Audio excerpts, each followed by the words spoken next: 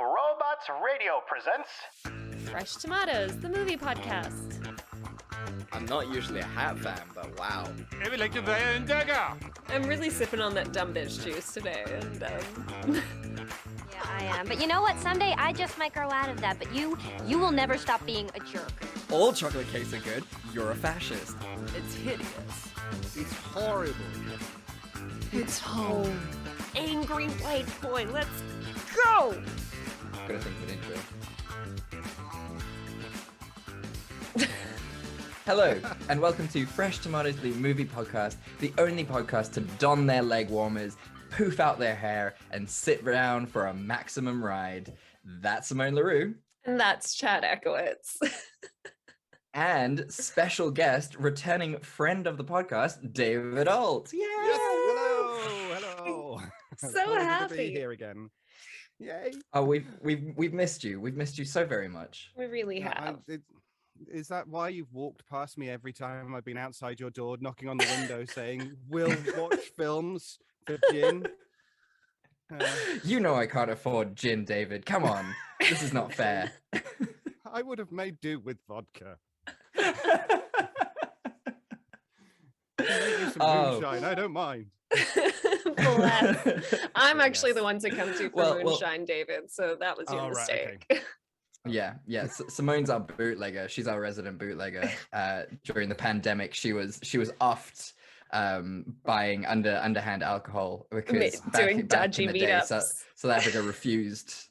South Africa banned alcohol like Yeah. 1920s America. So it was Yeah, beautiful. on and off a couple times. So I got really good at brewing ginger beer and pineapple beer. And then we made some Ooh. underground connections. It turns out it's all the rich lady moms who like those are the people to get in with They just because need they their are not getting medicine. through this pandemic sober. And yeah, did some dodgy exchanges on side roads. It was very fun. Ooh.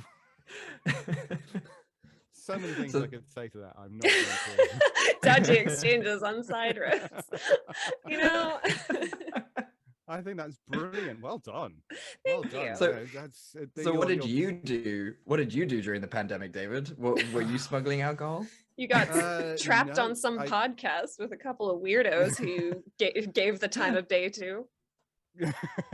Well, as we were just talking about before we went on air, I've been tasting squirty tea.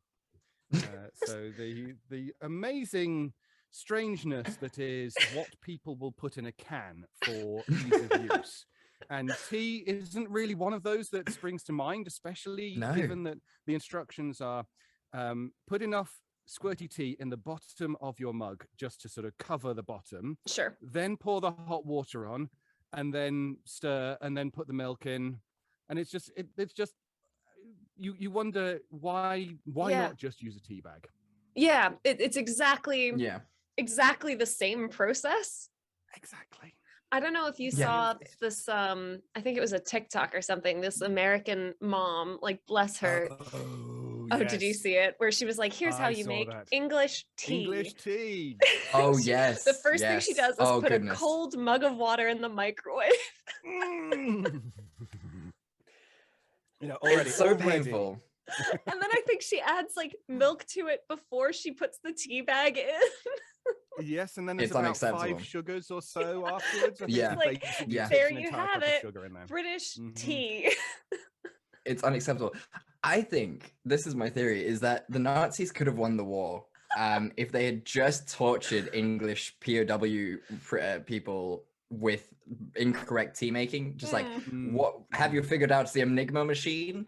No, of course we haven't. You guys are too brilliant. Oh, really? And then they pour milk first and then add water afterwards. The Brits we would have been useless. They Yeah. would have won like that. It's true. That's it's very true. Oh dear. Goodness me.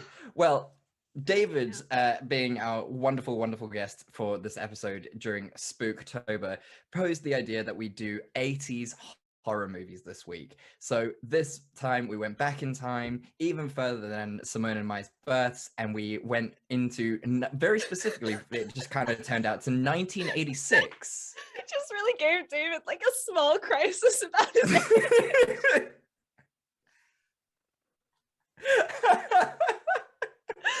I'm very sorry. This is the horror right here. This is the horror.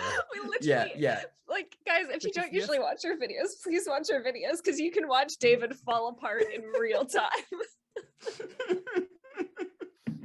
I was born at the Oh. beginning of the 80s. And there's nothing wrong with that. I need No, more gin. no, it's I would have rather been in your position than ours, David. Honestly. Mhm. Yeah, don't worry. So yes, we landed specifically on 1986. With what movies, Simone? We are doing Maximum Overdrive, Stephen King's first and only directorial foray. And then we are doing Vamp, which I didn't realize had Grace Jones in it. I was very excited when I found out. I I'm- similarly was very excited at that when I saw her, and I just thought, "Oh my goodness!" Is that? And of course, is that Grace Jones? And she, no, I won't say anything yet because we haven't started. But I am excited to see how you guys felt about Grace Jones after you watched the movie with everything that went down. But Simone's face looks so concerned. Guys, seriously, if you're sleeping on the YouTube videos, this is your episode to watch it. This is the facial expressions and everything in this, and it's only like 2 minutes in. This is wild. So we will defer to your greater judgment, David, and ask you which film you want to do first. But I think before we do that, let's find out what everyone is drinking. So David, as our guest, what are you drinking? thank you very much. Well, I am drinking a gin and tonic. You can see if you're on the video that it is a slightly luminous yellow, Ooh. and that's because it is Slingsby Marmalade Gin. That is the most English thing Slingsby. I've ever heard of. Like, that's Great. How does it delightful. taste? Does it taste like marmalade? It does. There's a very strong orangey taste to it. It's nice and sour. It's not too sickly sweet. So yeah, it's a very nice G&T. Chad, when you come visit next Very year, nice. I would like you to bring me that gin, please. That sounds lovely. If you want, and- Simone, I can always just send you one down. I don't know if what the postage looks like, and honestly, given the South African mail, I don't think it would arrive in any Okay, state where I yes. could drink it. So have you mixed it? Have you mixed it with tonic? Or I have, yes. okay. One thing you don't do is Traditional. drink gin neat, not unless you really Yeah. want a terrible hangover. Yes. I feel like if anyone's drinking gin neat, you're like, oh, so they're going through a hard time. Yes. Yes, that's you've just found that your two co-hosts are way younger than you thought they And yet, I'm David, you're sorry. so much I'm cooler than we sorry. are. So I don't really. Oh dang! Oh shit! David just swigged. Oh, God. it was a trick. He did acting on us. are. He did an acting. theater tricks. I'm sorry. Well, it how was about just- you, Simon? What are you drinking? I'm also having a gin, but I made myself a little cocktail today because I had leftover Okay. cocktail ingredients. So this is gin with freshly squeezed blood orange juice Ooh. and a soda water. So That you've sounds essentially- lovely. We've Oh, good basically on got ya. the same thing. Only Yeah, I feel- my blood orange was just sort of incorporated within the Mm. gin. So I just do that also want to extra be clear that level I of did not redundancy. personally squeeze the blood orange juice. I purchased it. all right. Well, Well, I mean, goodness I me, know. David. I'm Yeah. sorry. I'm I'm very, very sorry. sorry. How embarrassing. I'm I- very, I- very sorry. You don't say freshly squeezed blood orange, but not having freshly squeezed yourself. Someone did it for me. I'm very busy. Oh. So these are the mummies that you've been meeting on the bootlegging alcohol runs. I don't Exactly. squeeze it. I don't squeeze the blood orange myself. I couldn't possibly squeeze my own oranges. Why is it all sexual? Me.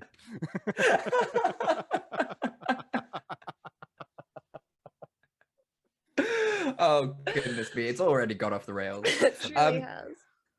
Well, guys, I'm really sorry to break the gin party. If I had gotten the memo, I would be more than on board. But I think you'll be very proud of me because I'm drinking a banana bread beer. Ooh, yes. It's very tasty. Simone, I see how hesitant you are by this, but honestly, it is Okay. delicious. What kind of this beer is is not the first it? time. What are we talking? Like an IPA or a? You know, it's It's a just lager. beer? Thank fuck It's a it says it lager, on the okay. back. Okay. Yeah. Okay, I can get Don't behind ask me that. these things. I don't know the difference. Like, it's like the scariest question that anyone could ever ask me. It's like, what type of beer is it? It's the brown kind. Yes, but how brown? Yeah, exactly. It's a light brown. It's a light brown with a delicious yellow label, and it tastes like bananas, and it's delicious. Like, this is not the Okay. first time I've had it, and I'm a big fan of this beer. Very. It's big been a fan of this while beer. since I've had the banana bread beer. I remember getting it in an advent calendar, beer Oh, advent wow. calendar that Oh, that's I fun. had a few years ago. Oh yeah, beer advent calendar is brilliant. Just in case anyone wants to get me a birthday present. I had a gin one for a while, A so gin one. Oh yeah, yeah. that's good. I have actually ordered myself a beer advent calendar for this year just because. You deserve it. Yeah, why not? Thank you. And the banana bread, it's just been so long since I had the banana bread one. Mhm. I can't really remember, but seeing how enthusiastic you are, Chad, it makes me want to try one again. Well, definitely go for it. They're selling it at Lidl's right now. It's an absolute win. Just right. grab Okay. yourself some. Yeah. Yep. Cool. Awesome. Okay, well, so David, please tell us, which movie would you like us to review first? Which do you want to speak about initially? I think that I would like to go for Vamp first. Excellent. Because that's the order in which I watched the films. Vamp came first, and Fair. yeah. Okay. So I think this will be a Very pretty short and sweet And- synopsis. and that's the one Mainly that- because He always does notes, Simone, and it embarrasses us. He keeps doing this. How dare you? Keeps. This is only my second time on the podcast. And here we are. We're like, that's okay, more I than haven't most people written a get. synopsis, so When our guests are more prepared than us, I mean, it's all downhill from there. Just remember that no sleep voice actors are for life, not just for October. Oh. I do get to pull double duty in June when it's Pride Month, but yeah, I'm available at other months of the year. noted. And noted very specifically not to contact you during Pride Month. Is that what you're saying to us? We did actually have a good Pride Month this year, We this did. year, didn't we? We did a nice little episode. So Yeah, we did the Stonewall movie. I don't know if you had the joy of watching that, Right. but No, I haven't. would not good, recommend. Good. Keep it that way. Keep it that way. Definitely not worth your Yes. time. From the director who brought you Olympus Has Fallen, Oh. Say no more. Okay. Okay. Vamp. Come on, internet. Okay. So Keith, played by Chris Makepeace, and AJ, played by Robert Ressler, are rushing a fraternity. They're two. You get the idea that they're always hustling. There's always some sort of angle for them, but they've decided they really want to get into a fraternity to get out of standard dorms, and they promise that they can get a stripper for the party that night. So naturally, they look up an ad in a magazine because it's 1986, and they're like, "Oh, this strip club looks good, we think." And with the help of a very rich guy who's the only one who has a car in the whole dorm, Duncan, played by Geta Watanabe, the three of them embark on a trip to this like weird nightclub. Before they go, they stop at a little cafe and meet a bunch of weirdos. They get into a fight with said weirdos who are clearly vampires, including Snow, played by Billy Drago. What? I know, but let's not. And then they head through to the bar. There they meet Vic, the nightclub owner, played by Sandy Barron, and they see a performance by Katrina, played by Grace Jones. Immediately, AJ is like, this is the one that I think should strip at a frat party because they totally understand artistic performances like this and not just boobs. Yeah. So he goes off I've with heard that Katrina about and promptly parties. has his throat ripped out by her. Then Keith spends the rest of the movie more or less like wandering around the club and the street outside the club, followed by a stripper named Amaretto, later Allison, played by Dee Dee Pfeiffer, who insists that she actually knows him from grade school, but he doesn't remember her at all, which is quite rude. He actually runs into an undead AJ later. AJ is like, no, you're my best friend. I don't want to eat you, and like kills himself and tells him how to kill the other vampires. they do some more confused wandering around. Eventually they like stumble across the coffins where all the vampires sleep, set those on fire, escape through the sewers. And then just before they're about to emerge into the sunlight, AJ is like, hey, I'm actually not dead. But they kind of go up anyway to just like get into the sunlight and make out. And the ending, it's implied to be a romp. What a Yeah. romp. What a romp. Mhm. Yay. Yeah. So tell me, what's your cliffhanger for this one? My cliffhanger would definitely be this scene, and it's the one where AJ and Keith have this very emotional moment, actually, where AJ really doesn't want to eat his friend, and it's just actually quite sweet. Yeah. And I just wanted this to turn into a romance so badly. Oh, there's a lot of sexual tension there. A lot of sexual tension, right? I wanted there to be. I don't think there was. Like, it was the 80s, so they couldn't really have that in movies, but the subtext, I think, was there. I don't know, man. I mean, maybe we were manifesting it, but I felt like some serious romance there. Not even just a bromance, you know. It reminds me of the two guys from El Dorado. Like, there was definitely some fucking there. So that is not a thing I'd ever considered before, and now I just need to ponder for a little bit. You carry on. Sit in it, feel it, understand it. I know David agrees with me in his silence. On such matters, of course, I agree with you, Chad.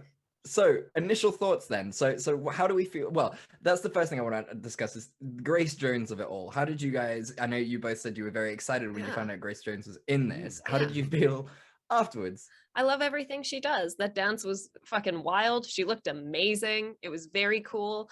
I did some reading up on the facts, and the statue that she dances on was actually molded from like her boyfriend at the time, Dolph Lundgren. Oh. Wow. Yes, okay. And then her friend, who's a graffiti artist, painted the statue for her. Like, she actually spent a lot of her own money on like her costumes and like set pieces and stuff, so that like it would look really good, because it was a very low budget film.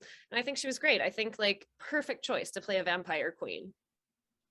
I'm just amazed that they managed to get her. Yeah. That was also how? Exactly. It's like, here is this sort of it's a bit campy and it's a bit rubbish, but then there's Grace Jones in the center of it all. And I did my own little bit of looking up, and she doesn't say a word in the entire film, and she wanted that to be the case, so that she was like Nosferatu. And I thought that was is that why? Brilliant. Yeah, that's what Wikipedia said anyway. But I thought that was a brilliant choice on the part of Grace Jones to bring that level of creepy mystery into the character. Especially because I think any level of dialogue might have like ruined it a little bit. Like, there's no dialogue they could have given her that wouldn't have been like extremely campy and overdone. I think silent was like the right way to play it. It was incredibly subtle, but also just from I don't know, my business brain is going crazy here, and it's sort of like, I know that if an actor speaks, you have to pay them more than non-speaking actors. So even though I'm sure Grace Jones got paid an awful lot, the fact that she doesn't speak definitely means they didn't have to pay her as much, which is probably how they got her to be this film. Yeah, exactly. Yeah, and I'm sure like the execs were just like, yes, absolutely, let's do it. Grace, brilliant. Yes. But she does quite a bit of roaring and a lot of hissing, and yeah, exactly. So it's there's a lot there. She has to run her tongue up AJ's body as well. So that's true. I think they did money in there somewhere. Yeah, that's true. That is true. I think they did a really good job with the sort of makeups and visual effects with this one too. Like the vampires, when they turned full vampiric, were like really scary. They did a great job with them. Yeah. I wondered whether Buffy the Vampire Slayer took some I also, because when I first saw them and the way the feral nature of the face had gone and the yellow eyes, I thought, that's I could imagine when you stake them, they'll just go into dust. Yeah, exactly totally. The same way that the Buffy vampires would. And Yeah. the toenails as well. absolutely. When Grace Jones turned, I don't know if you noticed that. It's Yeah, her there's her face, toenails but got then her very long. toenails also grew out. Uh-huh. That Grim. was a fun detail, actually. I was Yeah. like, oh, I Mhm, hate that, so it's good. And then when she then went to when the girl sat down next to her and had failed in making sure that she picked the transient, and she just went and pulled out the heart. Brilliant. Fantastic. Absolutely fantastic. Wow. Just, is there Yeah. a better villain than Grace Jones? I don't think so. I don't think so. Exactly. And No, I think she's I think fantastic. that's how they got her in this role. They were like, you play a vampire Mhm. queen. And she was like, say no more. I certainly won't. And just crushed it. I mean, we don't know for sure that she isn't a vampire queen, right? That's like true. we don't know that as like an absolute fact. That's true. That's true. I wouldn't be surprised at all. When she was in, what's the Bond film? Was it? Oh, Oh, A View to a it Kill. was We A View reviewed to it. a Kill, the best fucking movie of Yeah. all time, because they literally got the words "A View from a Kill" in it, and it fucking It's was such the a best. bad, Yes. it's so shoehorned in. I loved it. What a view to a To a kill. kill. Beautiful. Fucking gorgeous. But Grace Jones comes out of the mine on the mine cart, and she's in the sunlight, so she's That's obviously true. not a vampire as of View to a Kill. That's true. But we also don't know how powerful You she make a good is. point. That's true. Yeah. That's true. Yeah. Yeah, she's probably one of the ancients. She's figured it Mm. out. She's wearing like SPF Mm. 5000. You know, she's got like a deal with the sun. I wouldn't be surprised. Like her and the sun have worked something out. Yeah, yeah. Although I think I have to give the just on the subject of her and all of the effects and everything, the way that she died was brilliant, because the way that the face melted, but they'd Yeah. shown it on the Kept on the the skull, roof, yeah, and yeah. so it was dripping, but it was dripping up, and so I thought that was a really Yes. good way of doing that. Yes. Yeah, Less so it was- the campy skeleton arm giving the finger afterwards, but the effect. I of fucking her love actually that. That was dying- probably my favorite bit of the film. I love that. Just this fucking skeleton giving a middle finger. Brilliant. Absolutely fantastic. Made no sense within the like bigger scheme of the film, but beautiful. Absolutely perfect. And it looked good too. It wasn't sort of like stop motion-y. It was just like great. Yeah, it was super, super well done. I also really appreciated like the risk with 80s movies. I found is that, you know, when you have an ethnic character, they usually sort of make it very stereotypical, and the Asian guy in this film was just like a Just a dude. standard guy. Like Yeah, they I was didn't very trope him pleasantly up. They surprised. didn't do any of that, and I was like, this is awesome. This is great. Duncan is just Duncan doing Duncan things. He wasn't sort of, you know, good at maths or anything like that, or like David's you know, not so such- sure. He was sort Oh, of rich David's and gonna poo-poo. technological and everything. That's true. But it was made Yeah. clear that he was paying other people to do his homework. Yeah. That's true. So That's true. I mean, So- they just so, didn't lean yeah. in as hard as we know. Yes, They as we know, certainly some could've. some other films have. Another Exactly, problem exactly. with There was no sort of like stereotypical Chinese accents or anything, which was just true. fantastic. Except you on know. the Chinese stripper. Yes, yes, absolutely. Yeah, you make a good point. But yeah. Another potential but- problem with 80s films actually is Mhm. technology, because when you look at the technology and how everything has changed just in the last 10 years, let alone the last 35 years, it's just, I was just so pleased to see there was a cassette tape in the opening scene, and there were like 6 BBC micros or something in the flat where Duncan was. Mhm. The guy in the Uh-huh. hotel had a telephone exchange, like a proper telephone exchange. Oh, it was Yeah, great. sorry, yeah. It's brilliant. I loved it. And the lift had an operator with lift music, and I just thought, how did the lift operator deal with having to listen to that lift music all the time? I mean, he was probably getting paid enough to support his family of 4 while he was Yeah. a Lyft operator, which, you know, imagine that. So, Oh, how crazy! How be being paid a living wage and Living not just wage like, to work you know, multiple times. what? Must be nice. must be nice. Late stage capitalism. Woo! That's the real We're horror. so lucky. So, I mean, overall, for a really campy vampire movie, this actually was pretty banging. Like, I'm about this film, actually. I enjoyed thought it it. was very well done. My main I thought. thought Sorry, go ahead, please, David. I was just going to say, yeah, even from the opening titles and the music that started everything off, and the way that when you had the vamp and then the two teeth came down from the title, I thought that was really, really a good way to start. And there were some lovely set pieces. There were some brilliant lines, and seeing as I've actually written down some of these lines, I do want to be able to you did this last time, and I love it when you do this. It's great. It's like, the club won't open until after dark. What does that mean?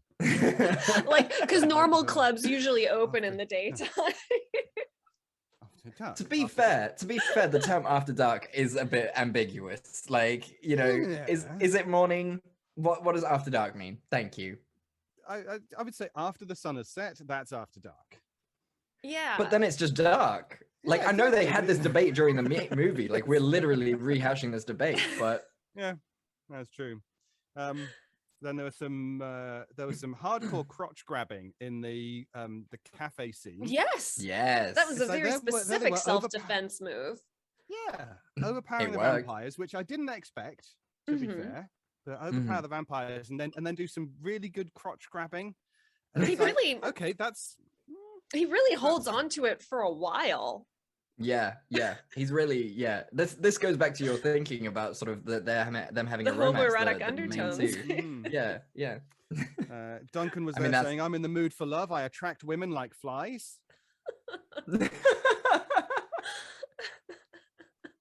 And then he also goes on to say, once he's seen a stripper, I think she only just sort of takes off, or she just walks past, but she's still relatively clothed. And he says, "I'm going to remember that for the rest of my life." Yes, he says that about Amaretto. I looked him up, and the internet will be along in about 20 years' time. And also, he's one of the voices in Mulan. No, what's going to be more Who does he voice in Mulan? Yeah, I don't know which one. That's amazing. But he's in there. It's like That's Mulan awesome. or watching a moderately clothed woman walk past. I think he's got his thinking skewed a little bit there. I have to say, I really appreciated all the sewer lighting. Yes. Those neon lit sewers.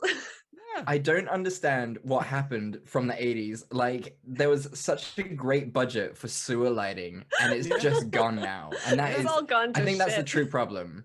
And I think that's the true problem. Colors as well. You know, you had one that was beautiful, and you had one that was green, and one that was blue, and it's just, you know, more people would spend time down there if it was mood lit. Yeah, I would certainly spend more time in a sewer if the lighting was better. Clearly, sewer drain operators back in the 80s were just on coke non-stop, and they were just like, "Do you know what would be good down here? Rave lighting." And, and the fact that Keith, and what a name, Keith was able to knock through a brick wall as well. He just sort of smashed through the brick wall. That probably explained the hardcore crotch grabbing and how he was able to overpower all the vampires. Thinking about fists of steel. Yeah.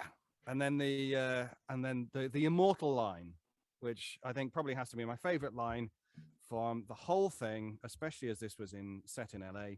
"Thank God for mass transit." In LA. In LA. In LA. Thank God for mass transit. They will regret that in a couple of years. So that was what I liked the fact that he had his bow and arrow, and that was his weapon of choice. And they established early on in the movie too that he's pretty skilled at it, and you're like, this is a weird thing to bring up, but I mean, it carries through. It's Chekhov's bow and arrow, so Chekhov's bow and arrow, absolutely perfect. Nothing wrong with that. And I made sure that I didn't engage my physics brain at the spinning car bit. The spinning car that transports down like to another part of the town. It was fantastic. I wish they had said, like, they did make a reference to Wizard of Oz there, didn't they? They were like, "We're not in Kansas anymore." I thought that was brilliant. I thought that was absolutely fantastic. Because I was thinking, if they are going that fast that in doing the handbrake turn they spin for that long and that far, then they can't have been They're going to be in LA. In LA. But, I think this is a great physics question to come up with for your students, actually. Like, they want to travel X distance. Before they go into the handbrake spin, how fast do they need to be going? Exactly. Oh, my final thing. Yes. Which probably leads on to Maximum Overdrive, but I'll just say it here. The killer lift. Yes. The fact that Keith goes into the lift and then is stuck halfway in, and the door is smashing in on him, and he's trying to get clear of this homicidal lift. And there's no explanation for it, really. No, none whatsoever. It's there. It's playing its music, going, "Come along in, little child. Come along in. You can go up to the 13th floor."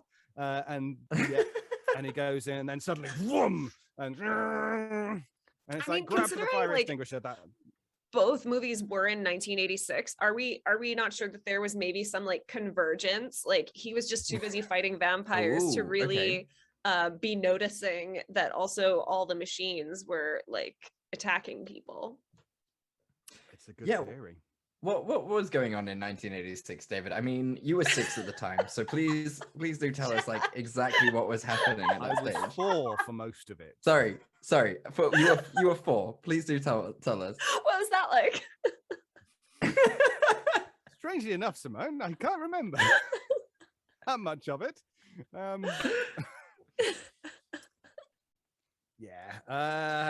don't remember any particular problem with any kind of comet that was seeding strange machine altering particles or anything like that, but then again, I could have been strange.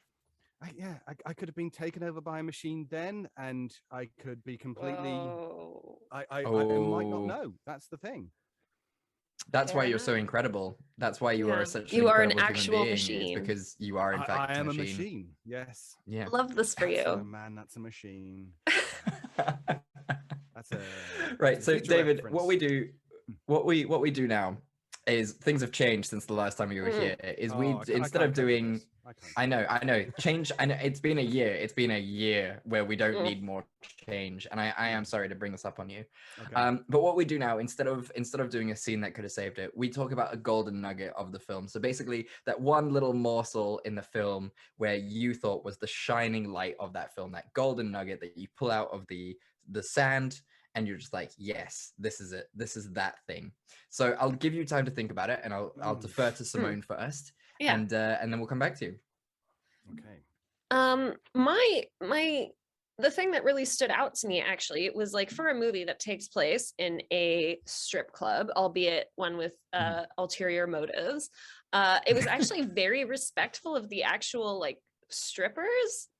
Like, there weren't a bunch of characters written to be super dumb or like slutty or really anything like that. Not that the sluttiness would have been a bad thing necessarily, but like they were actually written like human beings, all of them. And also the choreography that you did see was very artistic. This was I was like, this is a really very cool strip club. Like, this is just like a standard performance now. I don't know if I would call it a striptease, but okay. It's more burlesque, right? Really, like, truly.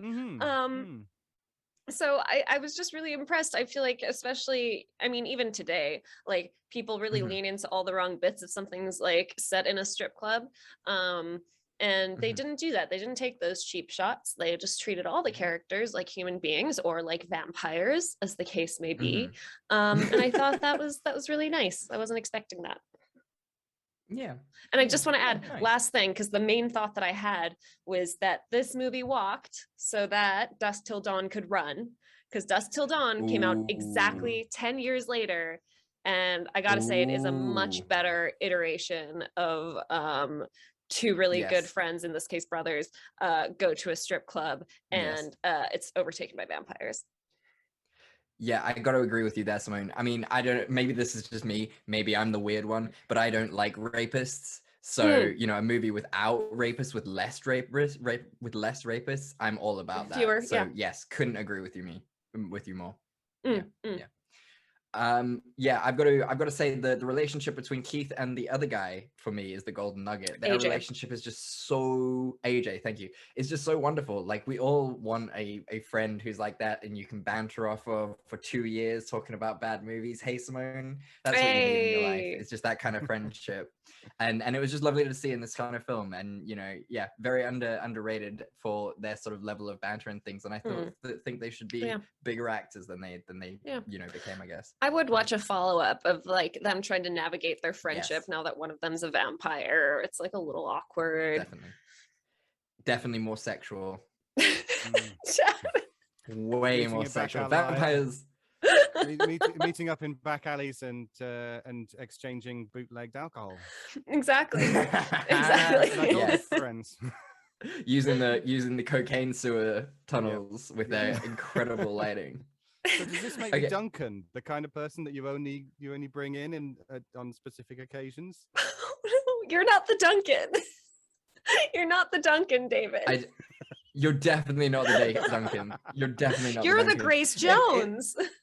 You're the Grace Jones, without question. We've sought after you. We've lusted after you for so long. And he said, here's a podcast listenership that will really appreciate. So go on, David. What's your golden nugget for this one? Well, I will go slightly less highbrow than you two. I just wanted to highlight just another effect that really worked for me. They escaped from the club. They got into the car. And Duncan's in the back. Yes. And he says, yes. I'm hungry. And it's like, yeah, we know you're hungry. You're Duncan. And then he says, no, I'm really hungry. And they look in the rearview mirror and there's no one there. Yes. And great. Yes. So good. Really Incredible. Yeah. Yeah. They did it like it. Yeah. It was just like, it's so subtly brilliant is this film. I love it. I absolutely love it. So and then the final thing that we've changed, but it's not really a change. It's more of a case of, would you recommend this film, David? Would you go out and actively recommend this film? Would I actively recommend it? No, probably not. Though it really depends on what people want. I think Vamp is the kind of film where if you wanted just something for the background, or if you were a Grace Jones fan, it's not terrible. It's not a bad film. No, I wouldn't say. I mean, it's not a great film. I think it suffers from pacing issues more than anything else. Oh yes, definitely. Agreed. The number of times they have to walk around the streets. Good Lord. Watching Keith fucking walk back and forth in the strip club looking confused. Like, I can't, Keith. Exactly. So yeah, pacing issues, but for an 80s buddy comedy horror, it's not bad. It walked that line. Yeah, absolutely. How about you, Simone? Would you recommend it? Yeah, I think like if you're listening to this and you're like, this seems like something I might like, then you should check it out. I don't know if I'd necessarily recommend it to everyone, but anyone who maybe likes like fun, campy 80s horror comedy with like a very specific visual aesthetic, like you could do worse. You could do much worse. The Grace Jones dance alone. Oh yeah, just look that up on YouTube, guys. Yeah. It's spectacular. Yeah, it's so artistically wonderful. Not a strip at all, no. Any means of the word, but just artistically fantastic. Great, yeah. I would say I would recommend it to a specific kind of person. I wouldn't go to my law firm and be like, guys, checked out this great movie last night. You gotta watch it. I wouldn't do that. But like, horror fans, people who like terrible movies, like this is actually a pretty solid film from the 80s. And like, worth checking out. I think it's definitely worth checking out. If you're a movie watcher, don't let this pass you by. That's for sure. Yeah. And I think the main thing about it is that it is from the 80s, so it is a very 80s film. Yeah. And as long as you know that is what you're getting yourself into, then I think that's fine. Yeah. It's not offensive, and the fact that we've already said that it's not overly sexualized, especially not overly leery at indeed anyone's bodies. I mean, in the first scene, you get to see AJ in just his pants. Yeah, that's true. Which I thought was actually quite refreshing, and not just from. But it's just it's the fact that it remains relatively tasteful. Not it doesn't. As we've already said, it's not sort of rapey, sexual. Which it could very easily have been. Given the setting. Yeah, I think it definitely defies expectations. Yeah, in a really, really healthy way. Like, it's a very healthy 80s film. I'm very impressed. Yeah. Right, well then, shall we shift up a gear and move into maximum overdrive? See what you did there. Speaking of pacing issues. I don't know what you're talking about, Simone. This film definitely couldn't have just been half an hour. Fucking hell. Yeah, I mean, get through the synopsis and then we'll talk about it. Because, like, I mean, again, not very much of a synopsis on this one, right? It's based on a short story, and I feel like a short story, it should have remained. Yeah, exactly. Okay. So basically, the Earth has passed through the tail of a comet, and this comet has therefore made all the machines on the planet go absolutely apeshit. Like, literally anything that was sort of vaguely machine, although it is dramatically inconsistent throughout the film, sort of becomes sentient and starts to want to kill human beings. So the movie focuses on a very specific diner based at a truck stop, and you meet a whole bunch of people. So you've got Bill Robinson, who's played by Emilio Estevez, who is the main protagonist. He's sort of one of the technicians at the truck stop. He's sort of this like really cool, nice guy, but he is on parole. So he's completely at the mercy of his boss, Mr. Hendershot, played by Pat Hingle, who is a complete asshole. He basically runs the place with an iron fist. He sort of doesn't pay people very well. He's, smoking and whatever, and he's kind of a dick. You've also got Brett, played by Laura Harrington, who swings by. She's sort of a drifter, and she's just passing through, but because all the machines are going crazy, she ends up at this diner as well, and her and Bill sort of like hit it off. They like flirt quite outrageously from the very beginning. Then you've also got Connie, played by the enigmatic Yardley Smith, who is the voice of Lisa in The Simpsons, just in case you didn't know that. Yeah, I know, it's lovely. So she is with her hub, who they've just gotten married. I think it's Kurt, played by John Short, but it's definitely Curtis, because she says that about 1 million times. Oh, right, okay. Fair. Curtis. And they're like newly honeymooned, and they end up on this place too. And then finally you've got Deke, who is played by Halter Graham, who's this little kid who is sort of, friends with Bill in a strange way. So anyway, all of this starts to go down. Like, all the machines are going a little bit crazy. Like, people are really wondering what's happening. People like one person gets attacked by a turkey cutter. It comes alive by itself and cuts her arm. It's not great. And then this massive toy truck comes into the station, driven by Handy, played by Frankie Faison. And it's got a Green Goblin sort of hood by the radiator, which is a very cool truck. And that seems to be the leader. Like, I want to say that, but I don't know if I manifested that or if they needed something cool for the cover. So fair. Yeah. So basically, all the people are stuck in the diner, and whenever they get out of the diner, the trucks kind of just murder them. This continues for a while, like everyone's fighting with each other. Eventually, they realize that Hendershot has a whole bunch of guns downstairs in the basement, and they use a bazooka essentially to kill a whole bunch of trucks. Eventually, they also sort of sign a peace deal with the trucks where they will fill the trucks up with petrol because they're really hungry. You find that out when one of the trucks does Morse code. Yeah, I want to say this does happen in the short story, so like a little bit of yeah. So and so yeah, they like swear a truce for a little bit until the truck station becomes empty with petrol. But don't worry, there's another truck with more petrol in it that fills it up. Yeah, so it's great and everything's fantastic. Then eventually, like, the comet passes by the Earth and everything's fine, and also Brett and Bill kind of hook up, and that's the end. I'm sorry. I'm really, really fucking sorry. No, that's and they escape, and then eventually the Earth. Yeah. They don't even show it. The Earth just like gets through the cloud, and everything goes back to normal. Yeah, and it's all fine. And it's yeah. What's your cliffhanger? Stephen King, everyone. Stephen King. My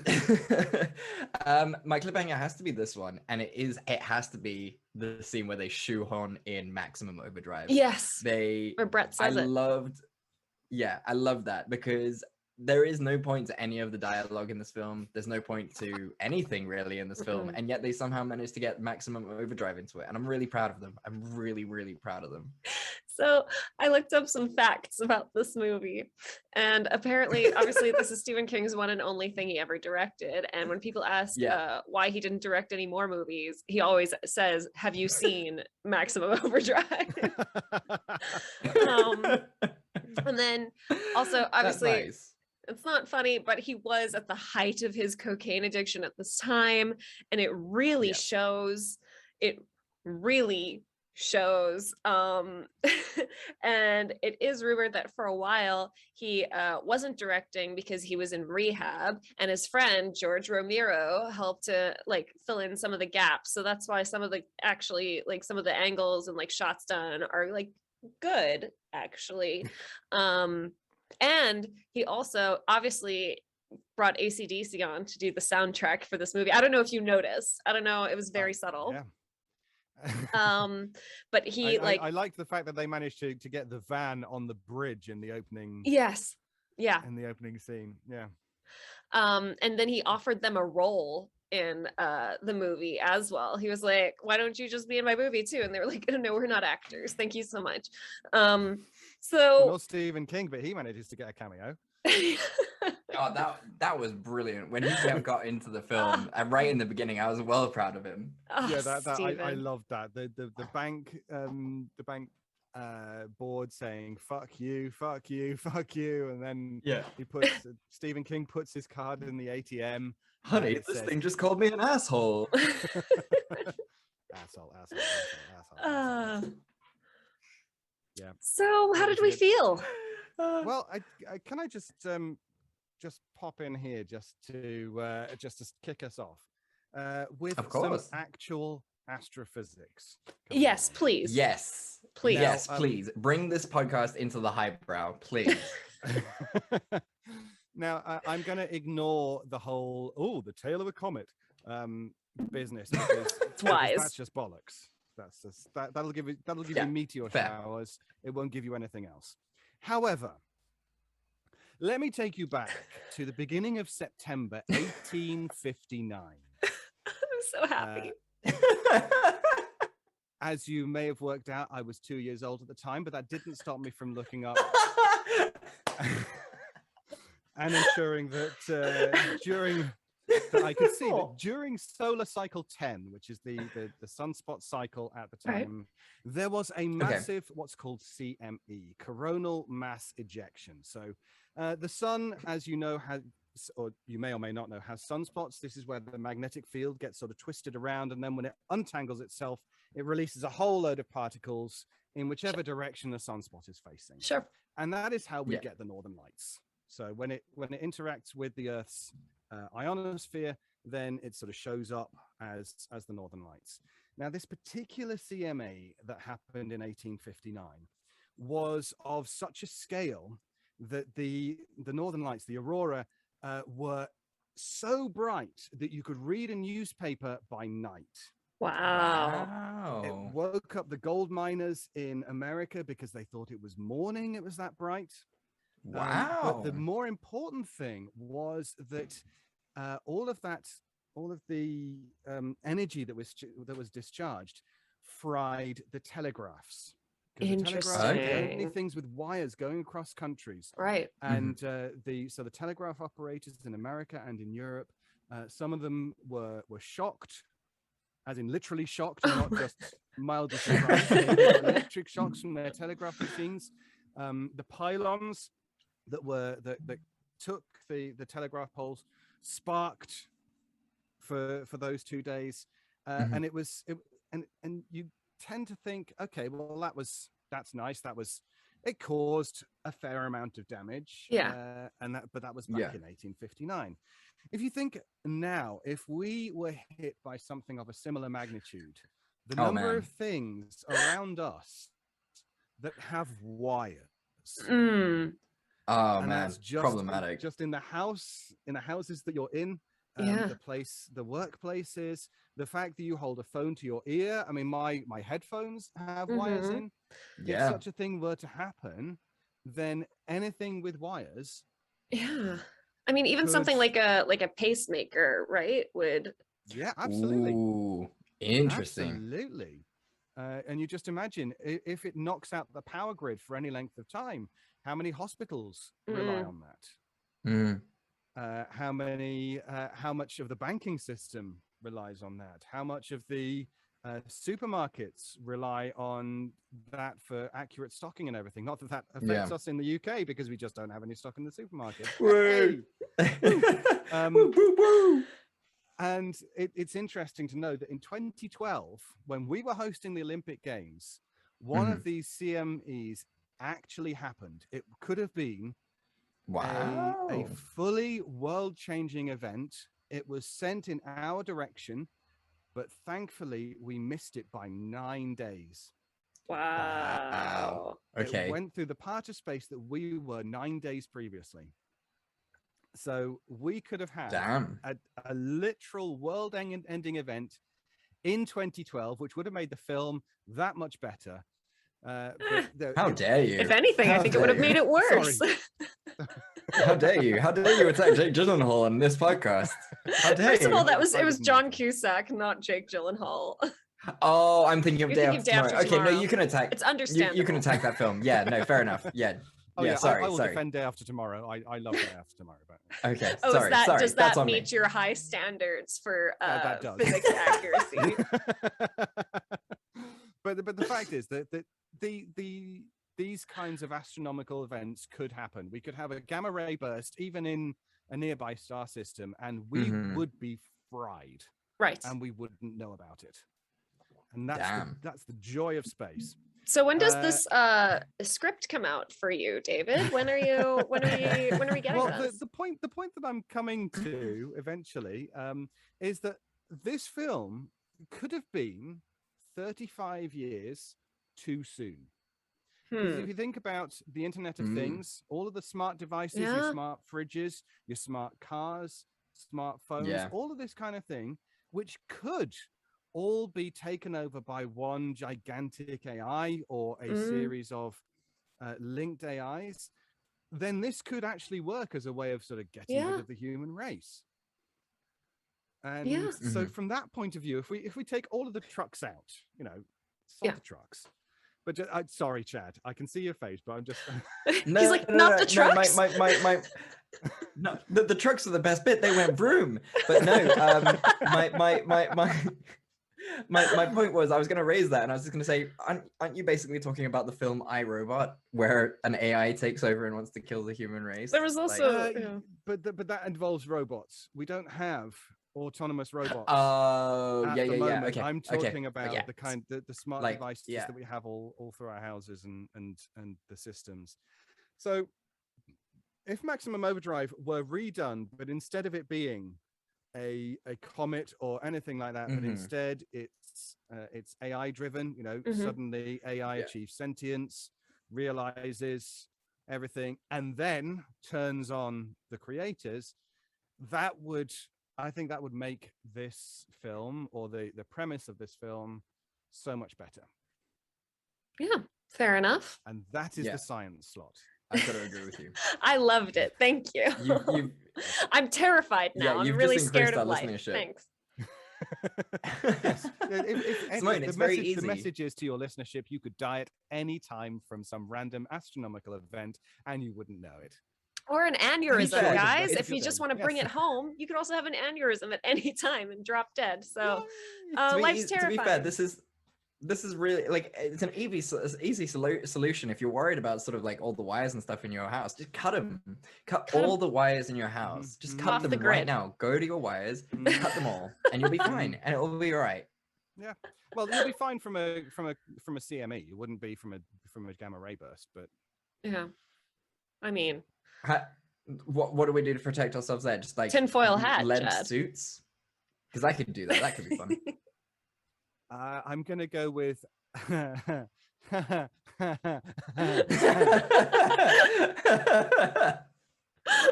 Okay. Fair enough. Well, there you go. So, I mean, you know, after Science Corner, I mean, how do we actually feel about this movie? Like, Oh, you know, the I think movie it was not good. good.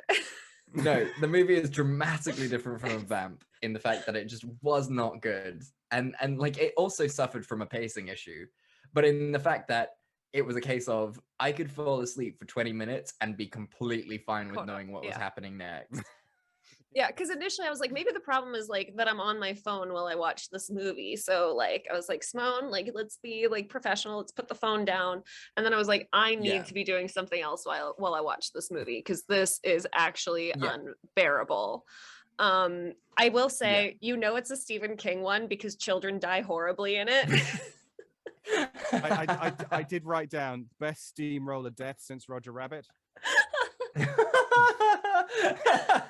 That's great.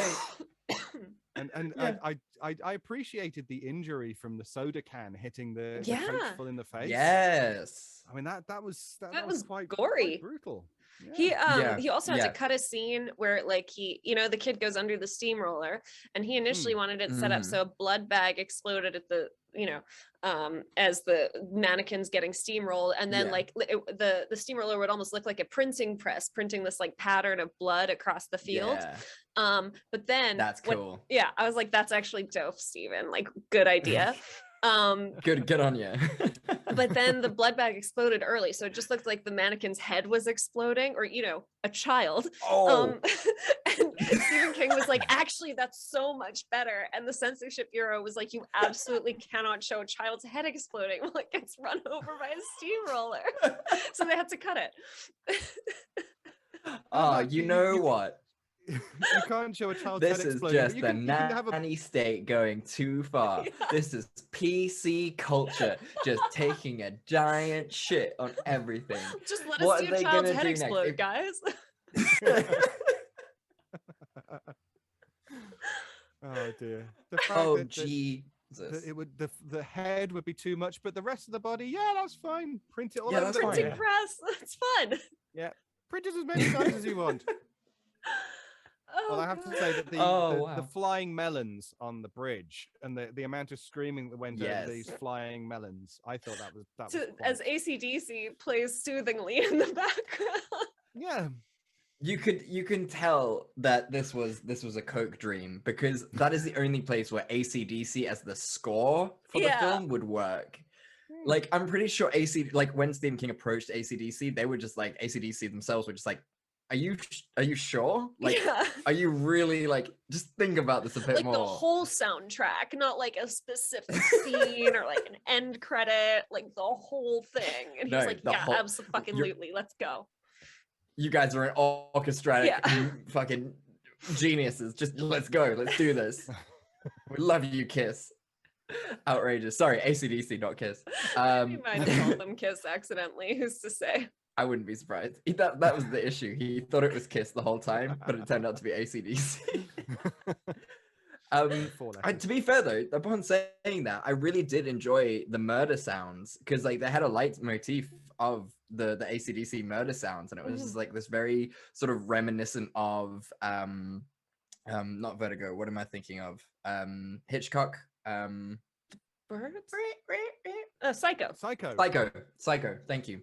You know, it was sort of like I felt sort of hints of Psycho in that, with the leitmotif, and I really enjoyed this.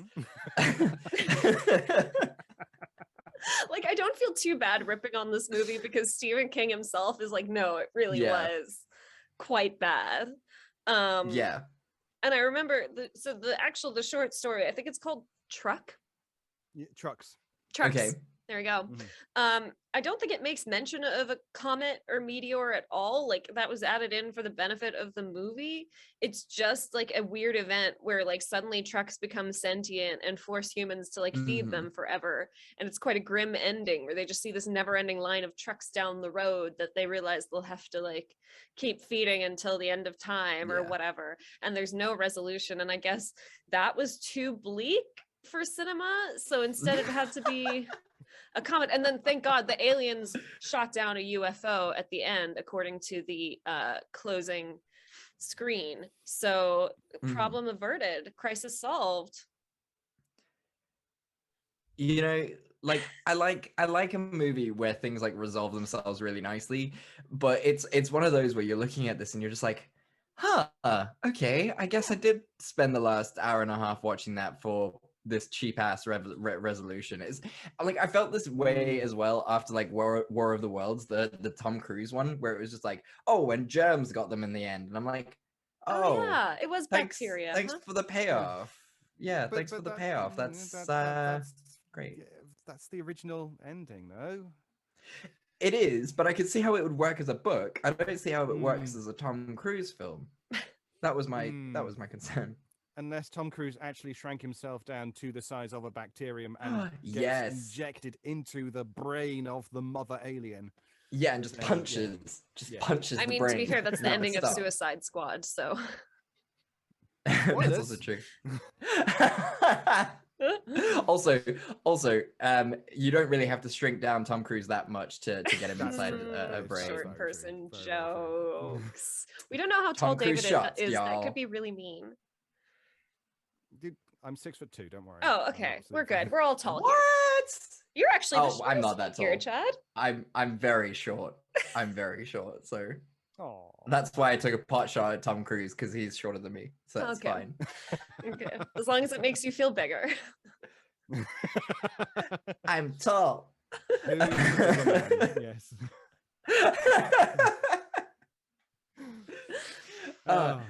So I mean, I don't know about you guys, but I've said everything I need to say about the David, there's not a lot. I'm sure you've made notes. I'm sure you've made notes. Yeah, please. There are notes.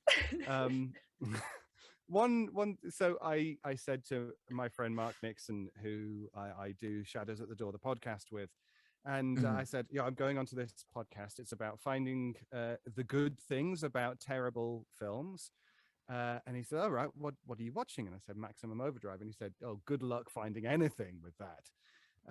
And so that was basically my introduction to the film. And so I thought, okay, I'm going into this with a very low bar. Sure. And yeah, good. I did agree with what various sites said about the dialogue being clunky and pacing issues. The fact that when the bridge is lifting and everyone's on it, the bridge operators 5 minutes later go outside and just shout at each other saying, we got a situation, we got a situation, instead of going inside and actually trying to do something about it. There was some lovely things, like diesel was $1 a gallon. Oh, remember. Don't see that. Oh, the days. The fact that the guy in the video game arcade just from nowhere says, yo mama. I just that was spectacular.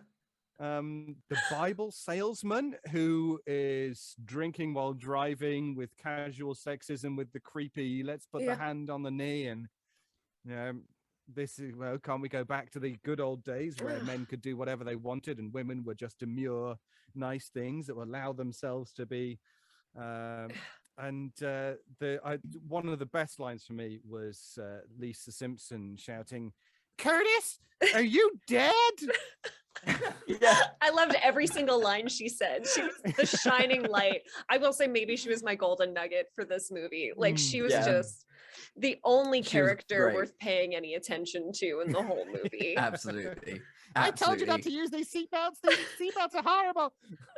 Oh, she was spectacular. Their relationship was just so perfect. Yeah. Oh, it was so good. When she's like not letting him go out to save the guy, and they're like, "Oh, what if it was your husband?" She's like, "But it isn't."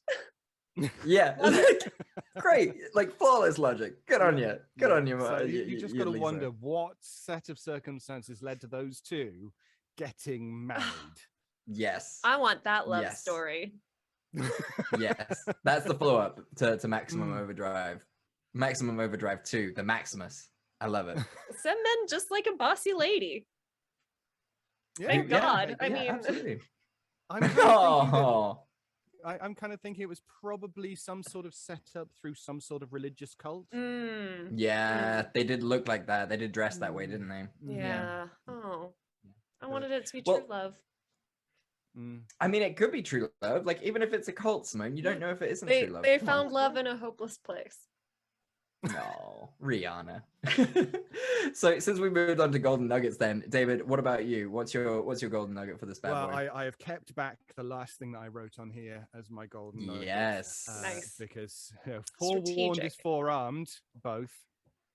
I have to say that one of my favorite things about this film was the ice cream van going around playing its merry tune with no driver. Ugh, I thought that was especially spooky, very sinister. and that was a really nice touch.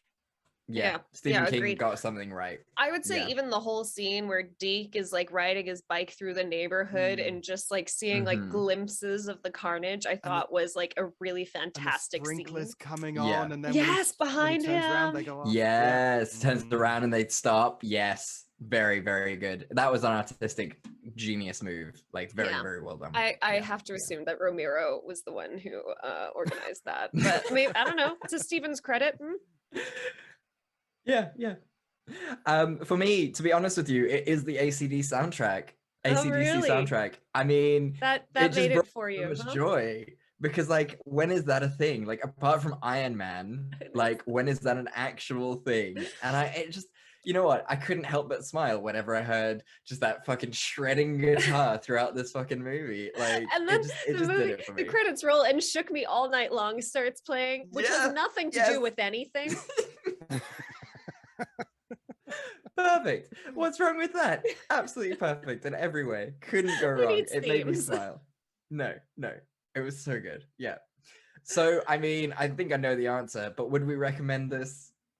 I think it's interesting as like a curiosity. You're like, hey, if you want to see that time Stephen King tried to direct something and he was not doing well, by all means, check out what the inside of his brain looked like at the time. And I'm so happy he's doing better now.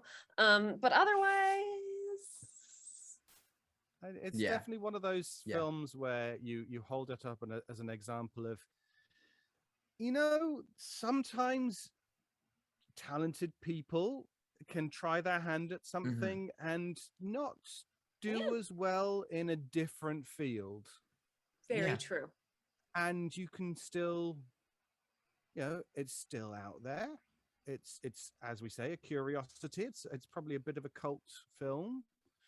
But, it's to say that even though you don't feel confident or you may not be quite as good at something, just give it a go. You can't fuck it up as much as Stephen King did. Yeah. You know what? That's actually a really nice life lesson. Yeah. Whatever you do in life, guys, you cannot fuck it up as much as Stephen King did with Maximum Overdrive. And that's he's really fine. His career's thriving afterwards. Yeah, exactly. He's smashing it. Yeah, that's really good. Oh, thank you, David. That's lovely. This is why we bring you on. Yeah. Physics and life lessons. Yeah. I would never recommend this film to anyone, really. Honestly, like, it's never gonna happen. Not a chance. Unless like maybe you met someone who was like, you know what I love? Sentient trucks. I love a movie about a sentient truck. Oh boy, Buddy. do I have have you guys seen Cars? I've got something that's even fucking better than Cars. Wait till you watch this, it's gonna blow your fucking mind. Well, David, thank you so much for joining us for the 80s week. We really appreciate you coming back. Oh, Thank you very much. It's whenever you want a podcast guest, maybe show, how do you feel about Christmas movies, David? I give me them all. Yeah. Excellent. Excellent. Okay. We'll see you in a yeah. month. Films.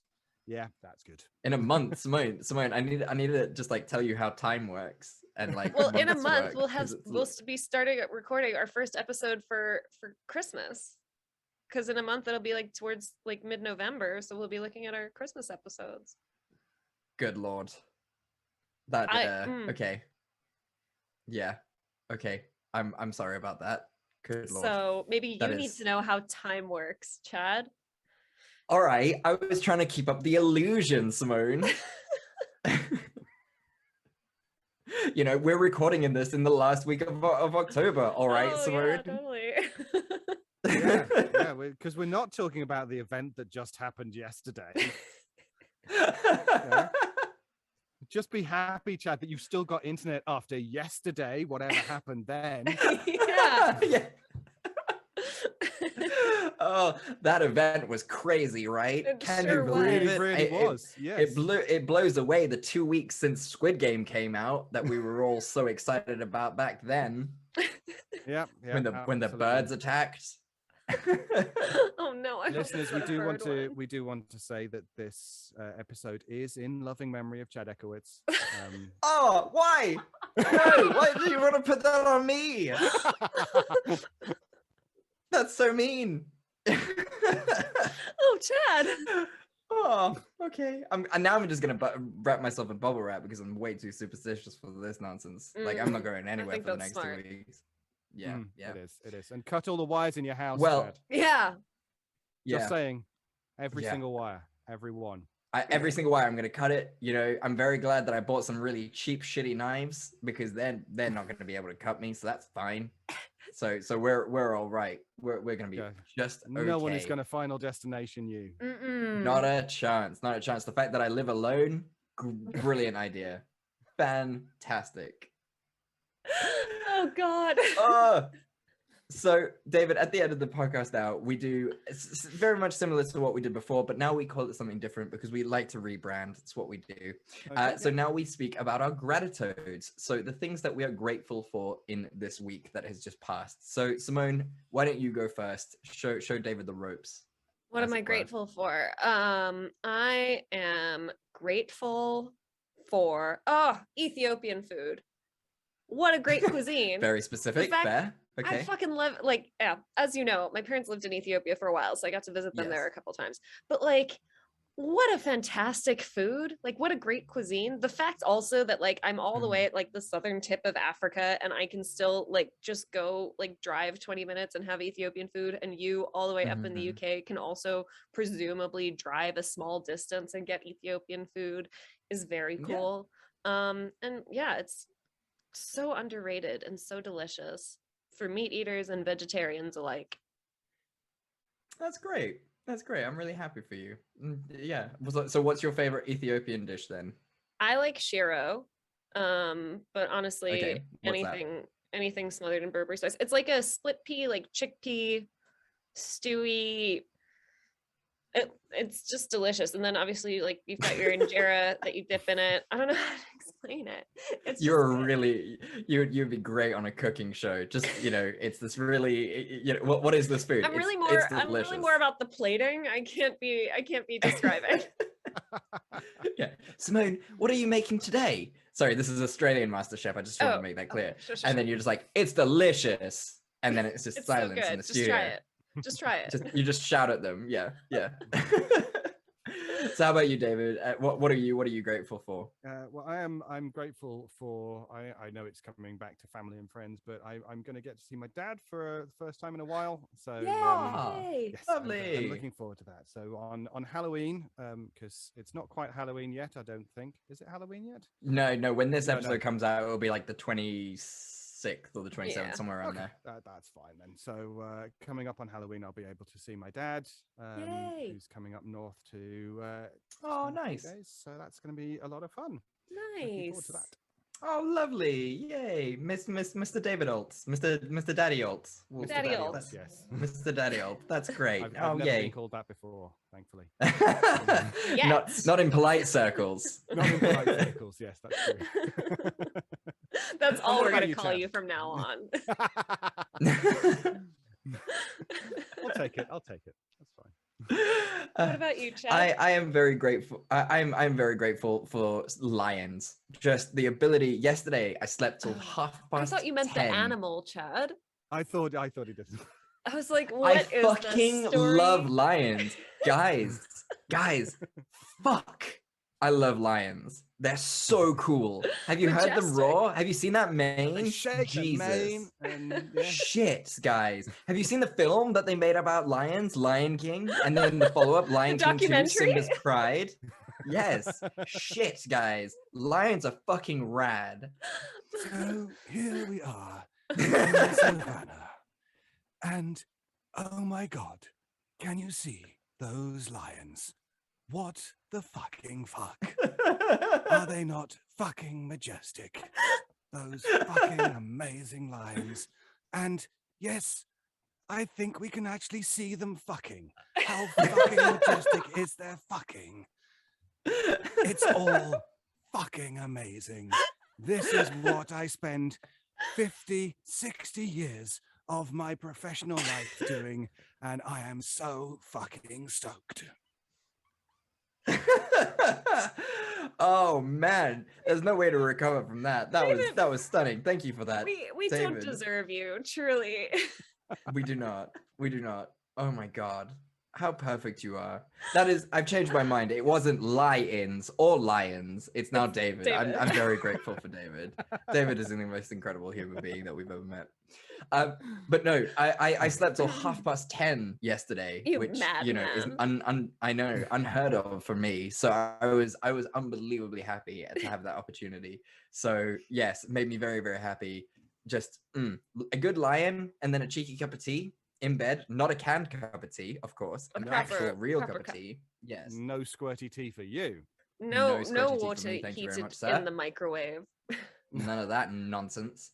So yes, that is my gratitude, that I'm just very grateful for the ability to just have a nice lion. It was perfect. Yeah. Ugh, thrilled for you. Thrilled. Absolutely So Simone, fucking stoked. absolutely jazzed. So Simone, end of October, we've had a great Halloween. It's been wonderful. Spooky season has just been great. We've really gone back into the history, the annals of horror movies this time around, which I've really enjoyed. It's been a good backtrack. But now we're moving into November. So what the hell are we gonna do, Simone? Oh, Chad, I'm gonna ruin your day. Yes, fucking do it. Fuck me up, son. You know, I feel like now that this trilogy is complete, we can finally give it the attention that it has needed from us. I know what you're gonna say. I'm so excited. Okay. I think we need to do the kissing booth. Oh, okay. Yeah, I did not know where you were going I knew with I was that. gonna ruin so your wrong. day. Okay, that's fine. So we're doing all three? It's all filmed in Cape Town, you'll be thrilled to know, but they Okay, pretend it's LA. okay. Fine. Obviously. Yeah. Yeah, you'll see the beautiful lush lawns of our old university being passed off as a posh high school. Fair. You'll see some very privileged white kids stressing about decisions that they have to make that aren't hard at all. So University of Cape Town, basically. Like, yeah. No different from what Yeah, we it's our went whole through. university experience. Yeah. So we're doing, I just want to make this like 100% clear. We're doing all three, right? Like you want me to watch all three of these films? All three kissing booths. I want you to melt your brain.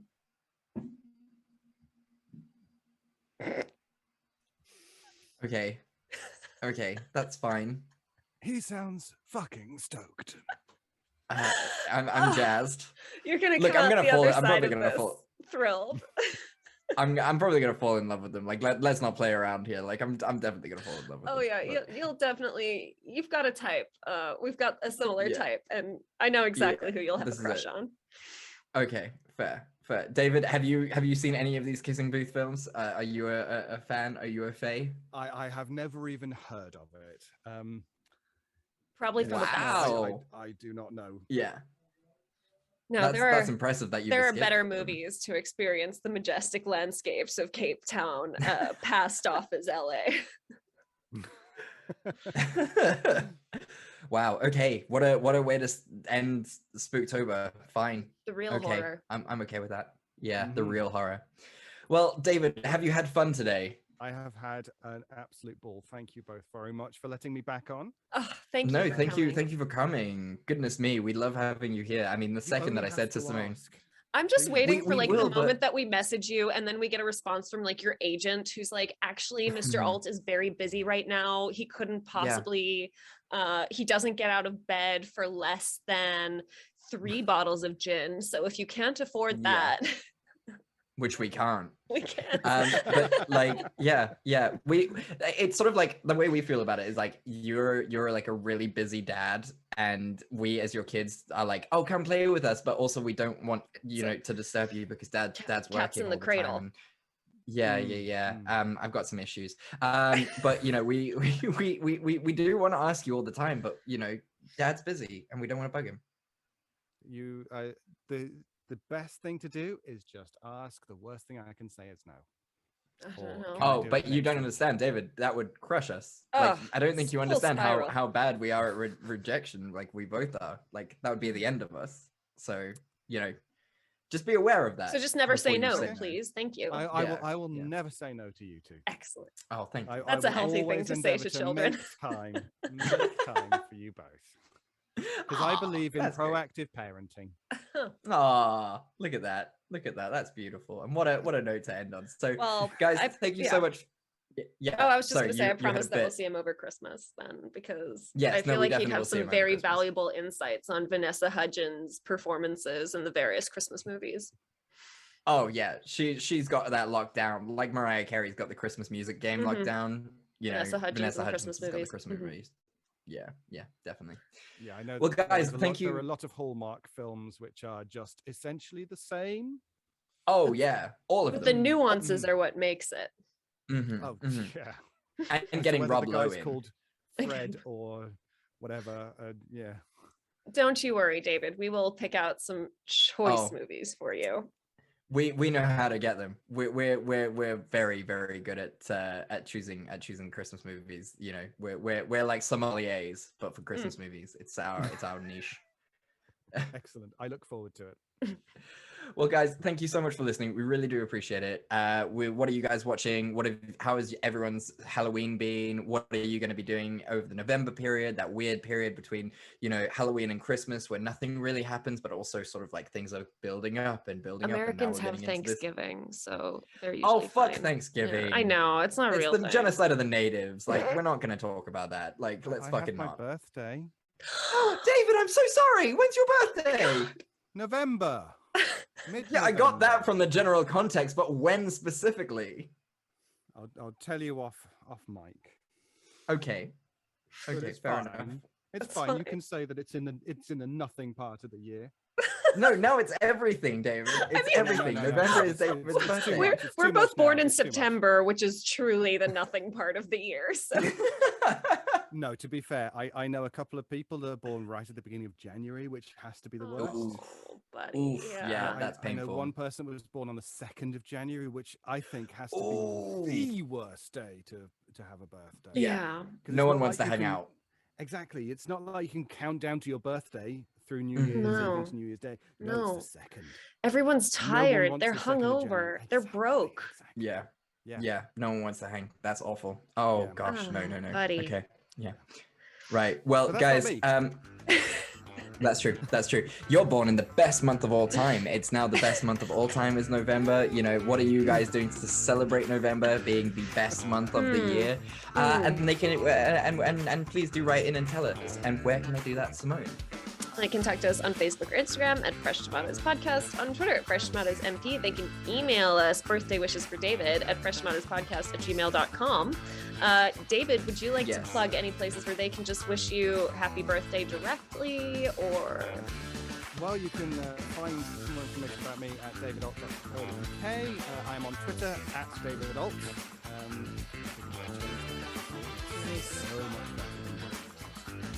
Nice. And I'm not on Facebook or Instagram, but check out other podcasts. Obviously, No Sleep. But if you're into more sort of British creepy horror with, I think, what is it? Come for the creepy horror. Stay for the queer Northern banter that happens afterwards. That's Shadows at the Door, the podcast. So that's another there's many more you can find. Links to them all. Yeah. And we'll also link to them all down below in the show notes. Yes, definitely. All the way down below. That's brilliant. Well, guys, thank you so much for listening. And as we say at the end of every episode, we love you, and there's nothing you can do about it. We love you, and there's nothing you can do about it. We love you, and there is nothing, fucking majestic or otherwise, that you can do about it. I love it. I'm so glad you did that. Stop Goodbye, doing everyone. better at our podcast than we do. Oh, goodness me. Bye, everyone. Okay.